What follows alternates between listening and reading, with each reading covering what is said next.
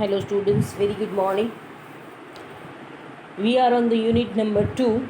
Entrepreneurship ની અંદર આપણે unit 2 કરીએ છીએ. We have finished up with the unit number 1. Unit number 1 ની અંદર આપણે લોકોએ chapter number 1 અને chapter number 3 કરેલા હતા. Unit 2 ની અંદર એક જ chapter છે, that is chapter number 2. Chapter number 2 છે, that is the environment of the business and industry. ગઈકાલે yesterday we have started up with the chapter number 2, unit number 2, and yesterday we have finished up with the basic concept of in business environment, business or industrial environment.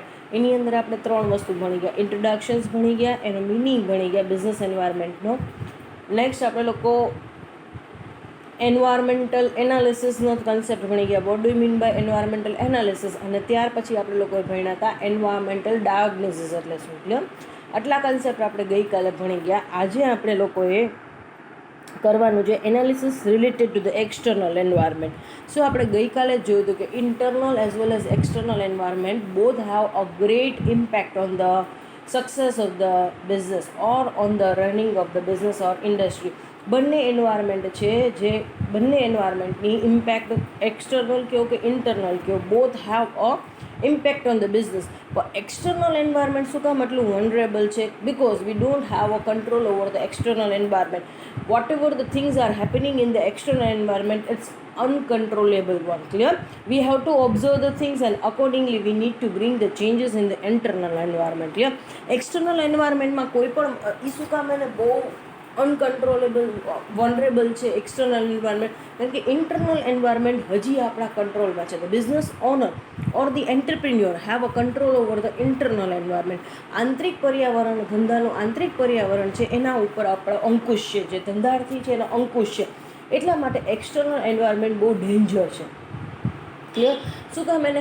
Because it is uncontrollable. Entrepreneur does not have a control over the happening of the external environment. બહારના એન્વાયરમેન્ટની અંદર કોઈ પણ વસ્તુ થાય છે તો એનો કોઈ કંટ્રોલ છે નહીં.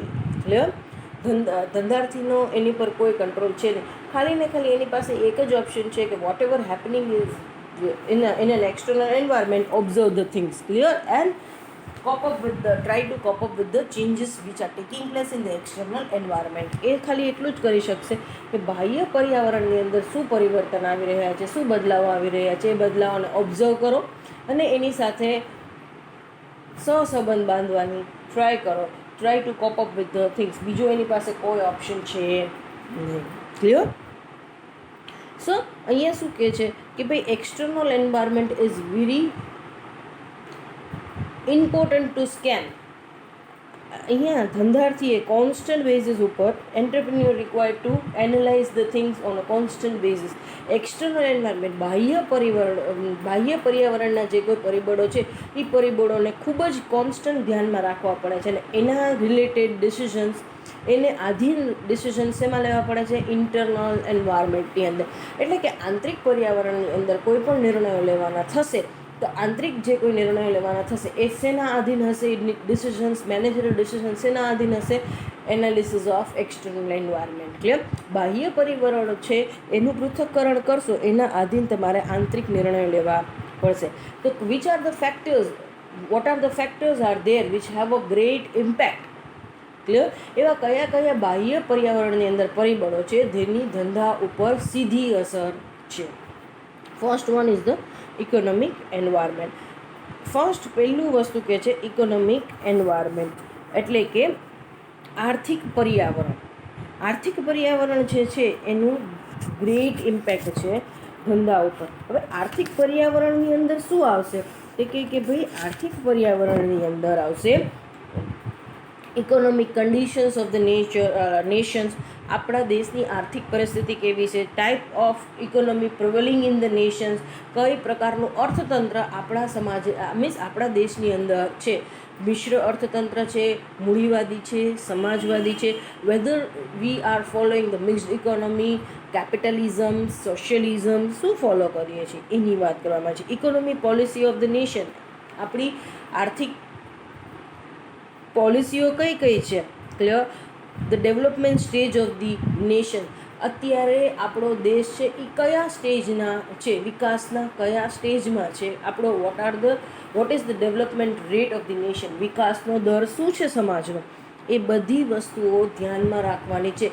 અને on the basis of the same you require to design business strategy. બધી વસ્તુઓ ધ્યાનમાં રાખી અને તમારે બિઝનેસ સ્ટ્રેટેજી ડિઝાઇન કરવાની છે. સો બધી વસ્તુઓ, આપણી ઇકોનોમિક કન્ડિશન્સ કેવી છે, આપણે ત્યાં ઇકોનોમિક સિસ્ટમ્સ કેવી છે, આપણે ત્યાં ઇકોનોમી પોલિસીસ નેશન્સની કેવી છે, આપણે કયા સ્ટેજ ઓફ ડેવલપમેન્ટમાં છીએ, બધી જ વસ્તુઓ ધ્યાનમાં રાખી અને then we need to take the decisions related to the બિઝનેસના પ્રોડક્શન્સ રિલેટેડ, કઈ પ્રોડક્ટ બનાવી, કેટલું ઉત્પાદન કરવું, શું ભાવ રાખવો, આ બધા જ નિર્ણયો આ ફેક્ટર ઉપર ડિપેન્ડ છે, આ પરિબળને આધીન છે. કેટલું ઉત્પાદન કરવું, કઈ ક્વોલિટીનું ઉત્પાદન કરવું, શું ભાવ રાખવો, કયા માર્કેટમાં વેચવી, બધી જ વસ્તુનું મેજર ડિસિઝન છે એ કયા પરિબળને આધીન છે, આપણું ઇકોનોમી એન્વાયરમેન્ટ, આર્થિક અર્થતંત્ર કેવું છે, આર્થિક પર્યાવરણ આપણું કેવું છે એના ઉપર આધીન છે. તો એની અંદર કઈ કઈ વસ્તુ આવે છે, તો કે first one is the national income. Clear? So અહીંયા શું કહે છે, દેશની આવક કેવી છે, તો એ એમ કહે છે કે if the national income increases the purchasing capacity of the public increases at the certain level. એમ કહેવામાં આવે છે કે જો દેશની આર્થિક નેશનલ ઇન્કમ છે એ વધે છે તો નેચરલી લોકોનો પર્ચેસિંગ પાવર એટલે કે ખરીદ શક્તિ એ પણ વધે છે. Clear? So with the increasing in the national income, purchasing capacity of the people increases and the development of the industry is encouraged. જો અહીંયા નેશનલ ઇન્કમ વધશે તો લોકોની ખરીદ શક્તિ વધશે, ખરીદ શક્તિ વધશે તો શું વધશે, વેચાણ વધશે, વેચાણ વધશે તો માંગ વધશે, તો માંગને પૂરી પાડવા માટે, ફરી વળવા માટે ઉત્પાદન કરવું પડશે. એટલે ઇટ એન્કરેજ ધ ઇન્ડસ્ટ્રીયલાઇઝેશન, ધંધાર્થીઓને એક પ્રોત્સાહન પૂરું પાડે છે. જો નેશનલ ઇન્કમ ઓછી હશે તો સેમ બધી વસ્તુ ઓપોઝિશનમાં જશે. નેશનલ ઇન્કમ ઓછી છે તો શું થશે, નેશનલ ઇન્કમ ઓછી છે તો એવું થશે કે ભાઈ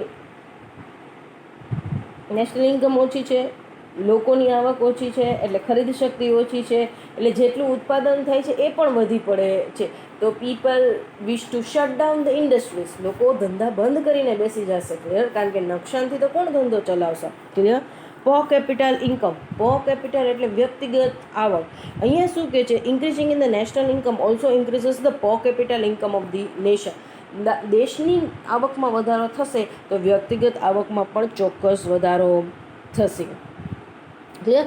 સો the demand of the consumer goods would be increases. Consumer goods જે કોઈ ડાયરેક્ટ ગ્રાહકો વાપરે છે એ ગુડ્સની અંદર ઇન્ક્રીઝ થશે. સપોઝ મારી ઇન્કમ વધશે તો હવે હું અમુક વસ્તુઓ વાપરતી નથી કન્ઝ્યુમર ગુડ્સમાં, એ હું વાપરવાનું ચાલુ કરીશ, સારા સાબુઓ, શેમ્પૂઓ, ડિટર્જન્ટ. સો આ બધી બેઝિક ફેસિલિટીઝ જે છે એ હું એને પણ પૂરી નહોતી પાડી શકતી, એ હું વ્યવસ્થિત રીતના પૂરી પાડી શકીશ.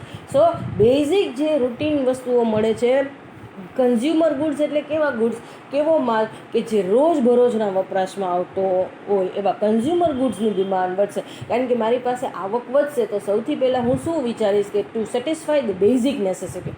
મારી પાસે ખાવાના રૂપિયા ન હોય છતાં હું કાર લેવાનું વિચારું તો એ નહીં કરું, એના જગ્યાએ હું શું કરીશ કે મારું હું બેઝિક રોટી કપડાં મકાન પહેલાં સુધારું, પહેલાં હું ઘર લેવાનું વિચારીશ. ક્લિયર? પહેલાં હું મારું બેઝિક સ્ટાન્ડર્ડ ઓફ લિવિંગ સુધારીશ, પછી હું બીજી બધી લક્ઝરી વસ્તુ પરચેસ કરવાનું વિચારીશ. સો પર કેપિટલ ઇન્કમ ઇન્ક્રીઝ થશે તો કન્ઝ્યુમર ગુડ્સની ડિમાન્ડ વધશે. Next, income that can be spend according to the desire. શું કહે છે, increasing in the income can be spent according to the desire is an important factor for the production of high quality things. શું કહેવામાં આવે છે કે મારી income, પર કેપિટલ ઇન્કમ વધશે, ધીમે ધીમે મારી ઇન્કમ વધશે, દેશની ઇન્કમ વધશે, વ્યક્તિગત ઇન્કમ વધશે, વ્યક્તિગત ઇન્કમ વધશે. Once the satisfy the basic need, પાયાની જરૂરિયાતો સંતોષી લેશે, પછી એ લોકો વધારાની જે ઇન્કમ વધી છે એ લોકો કેવી રીતના વિચારશે, લોકો કેવી રીતના વાપરવાનું વિચારશે, એઝ પર ધ ડિઝાયર, ઈચ્છા મુજબ. કે મને કંઈક ઈચ્છા થઈ અને મેં કાંઈક જોઈતું નથી it is not the need but it is want. મારી એ જરૂરિયાત નથી પણ મારી એ ઈચ્છા છે. ઈચ્છા ઉપર ખર્ચા કરવાનું ચાલુ થશે. મારી અત્યારે ટી શર્ટ પરચેસ કરવાની કોઈ રિક્વાયરમેન્ટ નથી, નીડ નથી, ટી શર્ટ વગર મારું કાંઈ અટકતું નથી, પણ મને ઈચ્છા છે એટલે હું એ ટી શર્ટ ખરીદું છું. That means to spend according to the desire. Desire ઉપર લોકો ખરીદવાનું ચાલુ કરશે, સ્પેન્ડ કરવાનું ચાલુ કરશે જો ઇન્કમ વધશે તો ઇટ બેઝિકલી શું પ્રિફર કરશે લોકો? High quality production, high quality goods છે એ પ્રોડ્યુસ કરવાનું વધારશે. પ્રોપેન્સિટી ટુ સેવ. પ્રોપેન્સિટી એટલે તીવ્રતા. સેવિંગની તીવ્રતાની વાત કરવામાં આવે છે. હાઈ પ્રોપેન્સિટી ટુ સેવ હશે, less would be the consumption cost. જો તમારી સેવિંગ કરવાની તીવ્રતા વધારે હશે અથવા તો ટેન્ડન્સી વધારે હશે તો તમે ખર્ચો કેવો કરશો? ઓછો કરશો. ગમે એમ સપોઝ હું 10,000 રૂપિયા કમાતી હોય પણ મને એમ હોય કે મારે મારો 50% પગાર સેવ કરવો જ છે કોઈ પણ સંજોગોમાં, તો હું 5,000માં ગમે એમ કરીને મારું ગુજરાન ચલાવીશ. એટલે હું શું કરીશ? કન્ઝમ્પશન કોસ્ટ ઘટાડીશ, મારા ખર્ચાઓમાં કટોનથી લઈ આવીશ. ક્લિયર? કારણ કે I have a high propensity to save. મારી સેવિંગ કરવાની ઈચ્છા, બચતની ઈચ્છા ખૂબ જ તીવ્ર છે. ક્લિયર? બટ એની જેવી જ રીતના if the less propensity to save હોય તો it will increase the purchasing power. તો લોકોનો પર્ચેસિંગ પાવર વધશે. ક્લિયર? શું કહે છે? Intermediate makes the more attractive. જો પ્રોપેન્સિટી ટુ સેવ રિડ્યુસીસ થશે, મારી બચતની ઈચ્છા ઘટશે. હું 10,000 કમાતી હોય પણ મને એમ થાય 1,000 બચે તો ઠીક છે, 2,000 બચે તો ઠીક છે, બાકીના આપણે વાપરીએ, તો પર્ચેસિંગ પાવર ઇન્ક્રીઝ થશે. તો પર્ચેસિંગ પાવર જેવો ઇન્ક્રીઝ થશે કે entrepreneur required to make the goods which are attractive one, comfortable one, પાછું રીઝનેબલ મળતું હોય. ક્લિયર? આ બધી વસ્તુઓ ધ્યાનમાં રાખવી પડશે.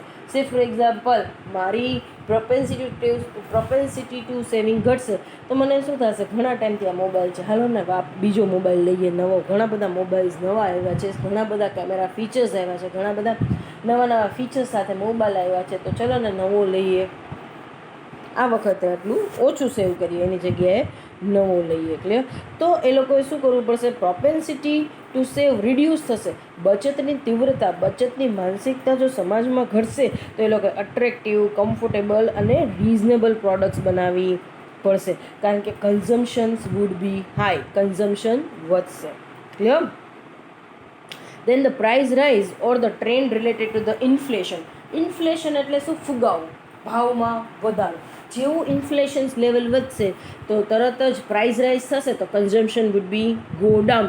ભાવમાં વધારો થશે તો નેચરલી કન્ઝમ્પશન ઘટી જશે. સિમ્પલ એક્ઝામ્પલ આપણે જોઈએ છીએ, અત્યારે ટમેટાનો ભાવ વધારે છે, કોઈ ટમેટો સૂપ કરીને આખો દિવસ પીવે છે.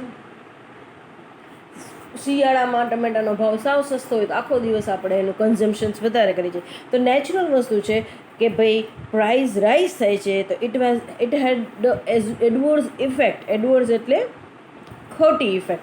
Adverse effect on the both the consumptions cost and the saving of the public. So inflation જેમ વધશે એમ કન્ઝમ્પશન્સ ઘટશે. લોકો શું પ્રિફર કરશે? લેસ બાઇંગ અને ચીપ બાઇંગ. સસ્તું ખરીદો અને ઓછું ખરીદો, જરૂર હોય એટલું જ ખરીદો, વધારે નહીં. આપણે શિયાળામાં જાશું ખરીદી કરવા માટે તો જરૂર નહીં હોય તો કે સસ્તું છે ને લઈ હશે તો વપરાઈ જશે. Clear? But we don't do the same thing in the other seasons. Clear? So inflation હશે તો લોકો બાઇંગ કેવું થઈ જશે? ઓટોમેટિકલી રિડ્યુસ થઈ જશે. અને કેવું? The people prefer to buy the product which is cheap. Availability of loan for consumption purpose. Yes, અહીંયા શું કહેવામાં આવે છે કે ભાઈ bank and the other financial institutions basically provide the loan to the consumer for buying the durable goods. Say for example હવે પહેલાંના જમાનામાં કાર લોકો ઓછી પ્રિફર કરતા હતા, હવે લોકોના ઘરમાં 2 કાર હોય છે. તો 2 કાર હોવી કોઈ મોટી વાત નથી અને જેટલા માણસ એટલા સ્કૂટર હોય છે. શું કામ એને? કારણ કે things are available at loanable means at loan. That means availability of loan for consumption purpose. હવે બધી બેંક્સ છે, ફાઇનાન્શિયલ ઇન્સ્ટિટ્યુશન્સ છે, they provide the loan at concessional rate. So એ લોકો લોન પ્રોવાઈડ કરે છે એટ અ કન્સેશનલ રેટ પર. So people purchasing power would goes high. એ લોકોનો પર્ચેસિંગ પાવર એમાં ઇન્ક્રીઝ થાય છે. Then the distribution of the national income. Distribution of the national ઇન્કમની અંદર શું કહેવામાં આવે છે કે ભાઈ in India the distribution of the national income is unequal. આપણે લોકો જોઈએ છે people are becoming a more richer becoming a more richer, poor becoming a more poor. જે લોકો પૈસાદાર છે વધારે ને વધારે પૈસાદાર થતા જાય છે, જે લોકો ઓછા પૈસાવાળા છે એ લોકો વધારે ને વધારે ગરીબ બનતા જાય છે. આપણે અત્યારે જોઈએ જ છીએ કે ભાઈ જે કોઈ ચેન્જીસ આવે છે ગવર્મેન્ટની પોલિસીની અંદર, આપણે એની અંદર કહીએ છીએ કે હાયર ક્લાસને કોઈ પ્રોબ્લેમ નથી, લોઅર ક્લાસને પણ એમાં કોઈ પ્રોબ્લેમ નથી. જે કોઈ સેન્ડવિચ થાય છે મિડલ ક્લાસ પીપલની થાય છે. Clear? So richer becoming a more richer, poor become a more poor. Clear? Unequal distribution છે નેશનલ ઇન્કમનું, તો it will basically increases the demand for big and the comfortable things and reduces the demand for basic thing. બહુ basic જરૂરિયાતની વસ્તુઓ છે એની demand ઘટશે. અને અત્યારે કોણ ભાઈ નાનો ટીવી ખરીદે છે? Everyone likes to buy a big TV. તો નાના ટીવીની ડિમાન્ડ ઓછી છે. કોણ પીસી ખરીદે છે? એવરીવન ગોઝ ટુ કોણ 25,000નું પીસી ખરીદવા માટે રેડી છે? Everyone wants to buy the big everyone wants to buy a laptop. Clear? So અહીંયા શું કહેવામાં આવે છે, રીચર ક્લાસ છે એની ધ્યાનમાં રાખી અને they try to produce the product. એટલે બેઝિક રિક્વાયરમેન્ટની જે વસ્તુઓ છે એનું પ્રોડક્શન્સ ઓલરેડી ઘટી જશે. Clear? Then the social environment. Social એન્વાયરમેન્ટની અંદર શું કહે છે, factors like purchasing power of the people. Social environment means the environment which are prevailing in the society. સમાજની અંદર કેવું કલ્ચર છે, કેવી સમાજની અંદર ટેન્ડન્સી છે એની વાત કરે છે. તો લોકોની યુટિલિટી હેબિટ કેવી છે, દેન બિલીફ શું છે, અઝમ્પશન શું છે, ચોઇસ શું છે, પ્રાયોરિટી શું છે, લોકોનું એજ્યુકેશન લેવલ શું છે, અપકમિંગ જનરેશન્સ છે તો એના આખા ટેસ્ટ જે અલગ છે, એના વે ઓફ લાઈફ અલગ છે. બરાબર છે? સો અહીંયા શું કહે છે, concept of simple life living is not seen any more. હવે લોકો કોઈ એવું નથી કે જે બહુ સિમ્પલી જીવતા હોય. પહેલાંની કોઈ ટેન્ડન્સી છે કે પહેલાંના કોઈ કન્સેપ્ટ કે પ્રિન્સિપલ્સ છે એ કોઈ હવે આગળ વધારે નથી. સિમ્પલ લિવિંગ, બને એટલું સિમ્પ્લિસિટીથી જુઓ ના, એ કન્સેપ્ટ હવે જતો રહ્યો છે. ક્લિયર? અગેન ધ બીજું સોસાયટીની અંદર શું ચેન્જ રહ્યું છે, વર્કિંગ વિમેન છે એ પણ વર્કઆઉટ કરવા માંડી છે, બહાર જાય છે, જોબ કરે છે, એની પાસે પણ પૈસા આવે છે.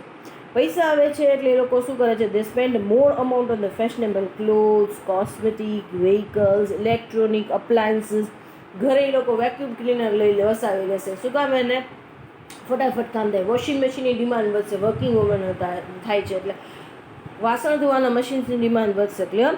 સો આ બધા અપ્લાયન્સીસની અંદર પછી તમને ખબર હોય તો ફ્રોઝન ફૂડની ડિમાન્ડ વધે છે, બિકોઝ વર્કિંગ વિમેન છે, they don't have a time to prepare the food at a home. So ઘણી બધી વાર એવું થશે, લેટ થઈ જશે, they will buy the frozen food and they prepare the food at a home quickly and they serve the things. Clear? સો આ બધી વસ્તુઓની ડિમાન્ડ વધતી જાય છે as there is a change in the society living. સમાજ વ્યવસ્થાની અંદર change આવ્યો છે. સમાજનું જે જીવવાની પ્રણાલી છે એની અંદર જે ચેન્જીસ આવ્યું છે, જેને લીધે આ બધા ચેન્જીસ આવે છે. Technological environment. Technological environment that means અહીંયા શું કહે છે કે ભાઈ technology are growing very fast nowadays. અત્યારે ટેકનોલોજીકલ ડેવલપમેન્ટ ખૂબ ફાસ્ટ આવે છે. સપોઝ આજે એક મોબાઈલ ઇન્ટ્રોડ્યુસ થયું છે, આફ્ટર ધ 6 months અગેન તમને એમ થશે કે હવે this mobile is old one. Clear? A mobile બહુ જ જૂનો થઈ ગયો છે, એના કરતાં તો કેટલાય લેટેસ્ટ વર્ઝન્સ નવા આવી ગયા છે. ક્લિયર? એટલે ટેકનોલોજી ફટાફટ જૂની થઈ જાય છે. નવી નવી ટેકનોલોજી રોજ આવે જ રાખે છે, અપકમિંગ વર્ઝન્સ આવે જ રાખે છે, ટેકનોલોજીકલ ડેવલપમેન્ટ થઈ જ રાખે છે. So you have to somewhere down the line you have to cope up with the latest technology. તમારે નવી નવી ટેકનોલોજી સાથે સાથે કોપ અપ કરવું પડે. Say for example somewhere down the line Nokia fails to cope up with the changing environment. Clear? અને changing technology સાથે cope up ન કર્યું. Nokia fails to introduce the Android versions. Clear? અને touch screen અને Android version introduce ન કર્યું. તો Samsung adopted the same thing. સૌથી પહેલાં ઇન્ટ્રોડ્યુસ કર્યું ટચ સ્ક્રીન અને એન્ડ્રોઇડ તો સેમસંગે કર્યું. Nokia fails to do the same. તો Nokia found itself out of the market. Clear? નોકિયાનું માર્કેટ બ્રેક થઈ ગયું. They introduce again with the Microsoft but not successful. Clear? So આમાં ઘણા બધા પ્રોબ્લેમ્સ આવ્યા. ક્લિયર? શું કહે છે કે constantly you require to update your technology. સે ફોર એક્ઝામ્પલ્સ તમે લોકો જોવો છો કે આ બધી સિરીઝ આવે છે પ્રાઇમમાં, નેટફ્લિક્સમાં, તો it has a great impact on the films. હવે લોકો ફિલ્મ જોવાનું પ્રેફર નથી કરતા, but rather they prefer to go for series. એ લોકો બધી અલગ અલગ ચેનલમાં સબસ્ક્રાઈબ કરી અને લોકો શું જોવાનું પ્રેફર કરે છે? સિરીઝ જોવાનું પ્રેફર કરે છે. ક્લિયર? જેમ કે શરૂઆતની અંદર ટેલિવિઝન અને વિડીયો આવ્યા તો લોકો શું કરશે? થિયેટરમાં પિક્ચર જોવા જવાનું ઓછું કરી નાખ્યું હતું અને લોકો વેઇટ કરશે કે સીડી આવે પછી ઘરે લઈ આવી અને બધા એકી સાથે પિક્ચર જોશું. ક્લિયર? સો જેમ જેમ ટેકનોલોજીકલ અપગ્રેડેશન્સ આવતા જાય છે, accordingly you require to update the technology of the business. બિઝનેસની અંદર જે તમે ટેકનોલોજી યુઝ કરો છો that you have to improve. Then the environment related to the competitions. હવે તમારે જોવું પડશે કે ભાઈ entrepreneur required to know that in which competitions he is operating. That means he wish to operate. Any product છે એને કઈ competitions વધારે suitable થશે, that he need to know.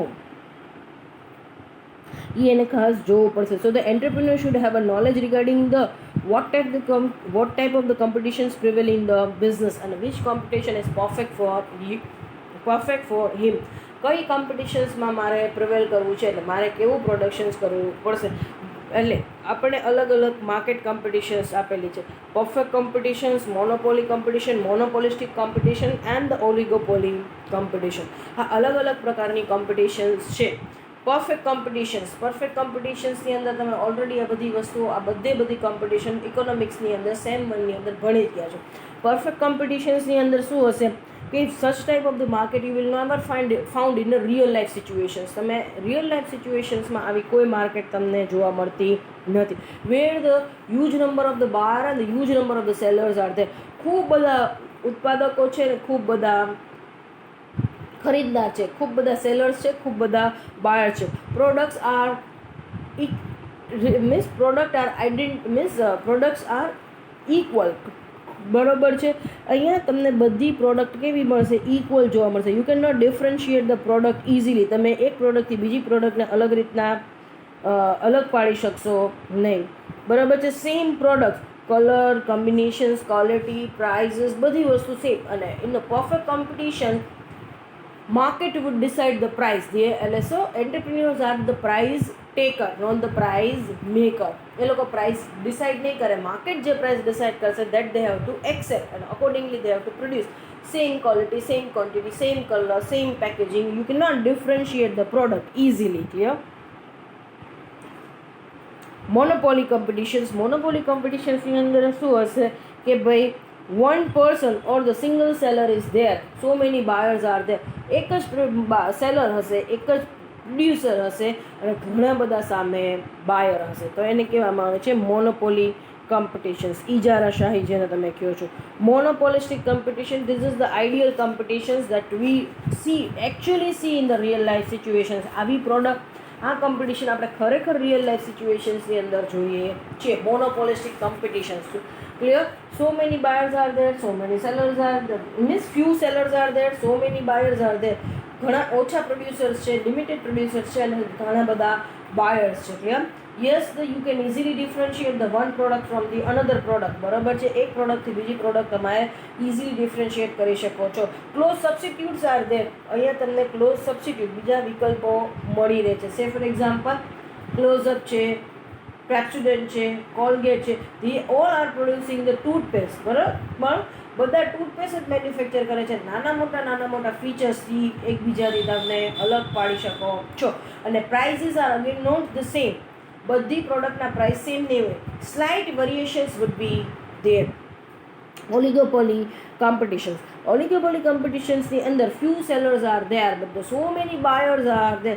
બહુ ઓછા લોકો 3-4 જણા જ હશે એ લોકો એ વસ્તુ મેન્યુફેક્ચર કરતા હશે, બધા લોકો એ લોકો પરચેસ કરતા હશે. ઓલિગોપોલી કોમ્પિટિશન એકચ્યુઅલી હેવી ઇન્ડસ્ટ્રીઝની અંદર વધારે જોવા મળશે. ક્લિયર?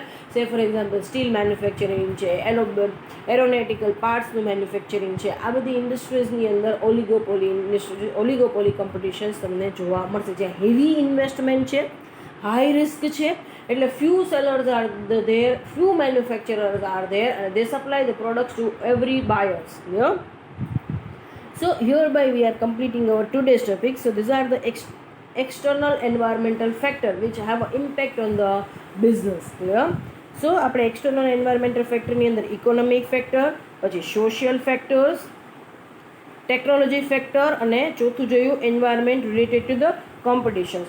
Economic factor ની અંદર આપણે national income, per capita income, income that can be spent according to the desire, propensity to save, price rise or the trend related to the inflation, availability of loan for consumption purpose, distribution of the national income, social environment as it is, then the technological environment and environment related to the competitions. એમાં 4 competitions: perfect competitions, monopoly competition, monopolistic competition and oligopoly competition.